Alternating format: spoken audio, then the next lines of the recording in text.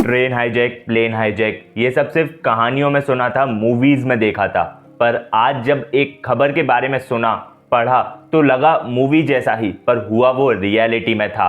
Balochistan Liberation Army ने Pakistan passenger train Jaffar Express को hijack कर लिया था। पाकिस्तान आर्मी ने ऑपरेशन कंडक्ट किया और सभी हमलावरों को मारकर पैसेंजर्स को बचाया। हैप्पी एंडिंग है ना, एकदम मूवीज जैसे, लेकिन बहुत से पैसेंजर्स ने अपनी जान भी गंवाई।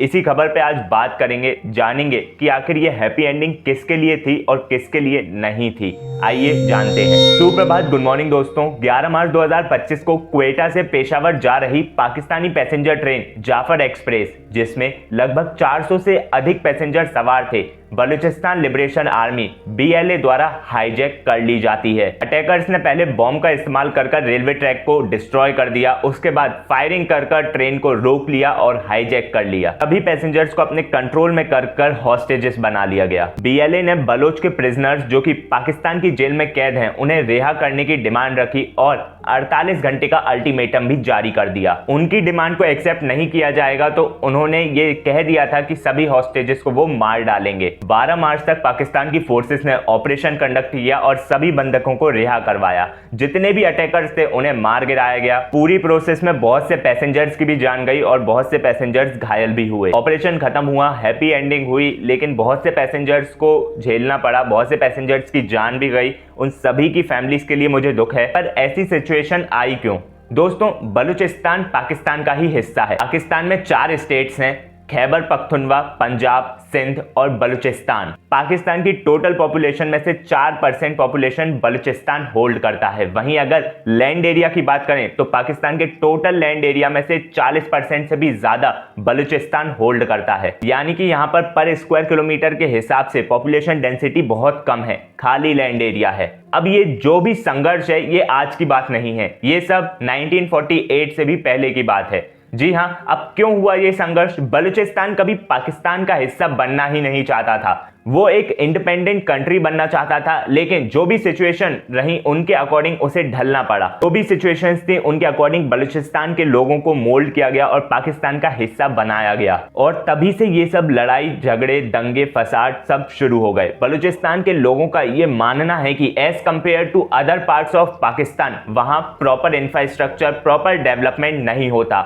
वहां प्रॉपर एम्प्लॉयमेंट नहीं है, भुखमरी की हालत हो रही है, और भी बहुत से रीजंस हैं जिनकी वजह से उनका मानना है कि उन्हें इक्वल ट्रीटमेंट नहीं मिलता है। बलूचिस्तान के नेशनलिस्ट ने बार बार शुरुआत से ही पाकिस्तान के खिलाफ दंगे फसाद किए हैं, 1948 में, 1958 में, 1962 में, और ये सब चलता ही जा रहा है। ये बात अलग है कि उस लेवल पर ये बात उठकर नहीं आ पाई है जिस लेवल पर इस बात को उठना चाहिए था, इसलिए ये दंगे भी चालू हैं। वहीं एक नाम निकल कर आता है बलूचिस्तान लिबरेशन आर्मी BLA, जो 2000 में फाउंड की गई थी। इस ऑर्गेनाइजेशन को टेररिस्ट ऑर्गेनाइजेशन का टैग दिया जा चुका है पाकिस्तान और यूनाइटेड स्टेट्स द्वारा, क्योंकि इसने अपने फॉर्मेशन के बाद से ही पाकिस्तान में बहुत से टेररिस्ट अटैक या फिर घातक हमले किए हैं, पाकिस्तान की आर्मी पर, सिविलियंस पर, पुलिस पर। अब तो पूरी की पूरी ट्रेन ही हाईजैक कर ली है, तो ऑब्वियस सी बात है कि वर्ल्ड लेवल पर यह बात उठकर आनी ही थी। अब एक हाथ से ताली नहीं बजती है, पाकिस्तान द्वारा भी अब पूरी कंट्री को ब्लेम नहीं कर सकते। ऑर्गेनाइजेशन होती हैं जो ये सब करतूतें करती हैं,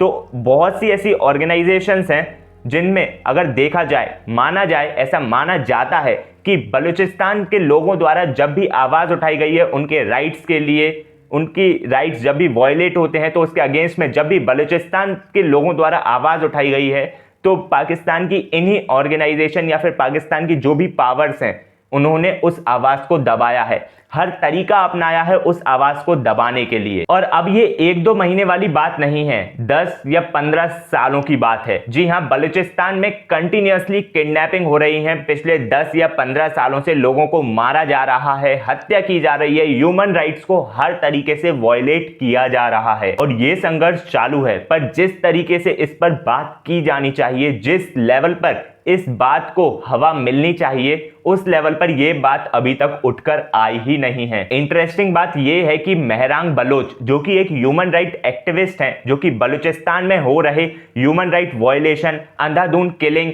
किडनैपिंग, उन सब के खिलाफ आवाज उठाती हैं, उन्हें इस साल नोबेल पीस प्राइज के लिए नॉमिनेट किया गया है। और अगर उन्हें नोबेल पीस प्राइज मिलता है तो ऑब्वियस सी बात है कि शायद हो सकता है बलूचिस्तान में जो भी चीज़ें हो रही हैं उनके सॉल्यूशन निकालने की प्रोसेस को थोड़ी हवा मिले, वो थोड़ा गति पकड़ें और प्रॉपर कन्वर्सेशन के साथ, प्रॉपर शांति के साथ बलूचिस्तान के लोगों के राइट्स को वायलेट ना करते हुए, उनकी बात को सुनते हुए सभी दंगे फसाद या जो भी लड़ाई झगड़े हो रहे हैं उनका प्रॉपर सॉल्यूशन निकाला जा सके। बलूचिस्तान या फिर पाकिस्तान गवर्नमेंट कौन सही है कौन गलत, मैं इस बात पे कुछ नहीं कह सकता क्योंकि मैं वहाँ रियल टाइम में प्रेजेंट नहीं हूँ, लेकिन इतना ज़रूर कह सकता हूँ कि जो भी सिचुएशंस हैं उनमें इंसानियत को गोली मार दी गई है। लोगों को मार कर, लोगों को किडनैप कर कर, किलिंग्स कर कर, एक दूसरे की हत्या कर कर किसी बात का सॉल्यूशन नहीं निकाला जा सकता। बलूचिस्तान में, पाकिस्तान में या कहीं भी एक परिवार है, एक छोटा सा परिवार, उसे क्या चाहिए? रोटी, कपड़ा, मकान और शांति।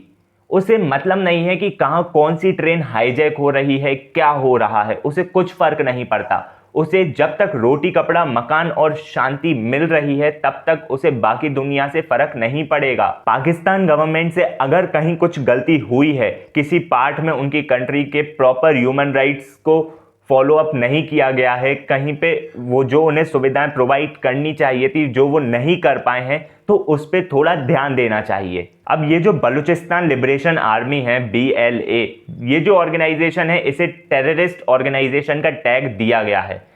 अब ये कितना सही है कितना गलत पता नहीं, लेकिन वो ऑर्गेनाइजेशन में कुछ ऐसे सड़े हुए दिमाग जरूर होंगे कि उसे टेररिस्ट ऑर्गेनाइजेशन का टैग दिया गया है और ट्रेन हाईजैक कर ली, लोगों को मार दिया, तो ऑब्वियसली पता चलता है कि उस ऑर्गेनाइजेशन के लोगों की सोच क्या है। बस ऐसी ऑर्गेनाइजेशंस को खत्म करना ही इकलौता सॉल्यूशन है। वो ऑर्गेनाइजेशन जो अपने राइट्स के लिए, अपनी आवाज उठाने के लिए बंदूक की आवाज का सहारा ले, मुझे नहीं लगता कि उस ऑर्गेनाइजेशन को एग्जिस्ट करना चाहिए। ऐसी ऑर्गेनाइजेशंस जो अपनी बात मनवाने के लिए किसी और को मारना सही समझें, ऐसी ऑर्गेनाइजेशंस को खत्म कर देना चाहिए। अपनी बात मनवाने के लिए, अपने राइट्स वायलेट हो रहे हैं उसके अगेंस्ट आवाज उठाने के लिए किसी और को मार देना, किसी और की जान ले लेना बहुत गलत है। और ऐसी सभी ऑर्गेनाइजेशंस जिनका मोटिव धर्म, जात, रंग, भेद के नाम पर आतंक फैलाना है,